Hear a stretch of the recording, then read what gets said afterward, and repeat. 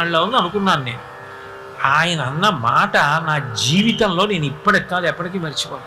ఆయన అన్నాడు, శ్రీచక్రంతి ఎప్పటి నుంచి నించున్నాడు, కింద నించుంటే నాలాంటి వాళ్ళు కనపడరని ఆ పద్మపీఠం మీద కాలు కదపకుండా అలాగే నించున్నాడు కదా, నించుని కాళ్ళు నొప్పెట్టవా స్వామి, ఒక్క 10 నిమిషాలు నీ కాళ్ళు పట్టే అనుగ్రహం ఇవ్వవయ్యా, ఎంత నిలబడ్డావయ్యా మా కోసం, నిలబడి మమ్మల్ని చూస్తూ అలా ఉండిపోయావా, మేము కనపడలేదు అంటామేమోనని మా కోసం ఆ పీఠం ఎక్కి అలా నించున్నావా, ఆ ఇరుకులో ఇంతమంది వచ్చి విడిచిపెట్టినటువంటి గాలి పీలుస్తూ నించున్నావా, నువ్వు సామాన్యమైన శిలా విగ్రహం కాదు కదా, నకృతం దైవ సంఘైశ్చ నకృతం విశ్వకర్మణ స్వేచ్ఛయా క్రీడతే తత్ర ఇచ్ఛారూపం విరాజిత.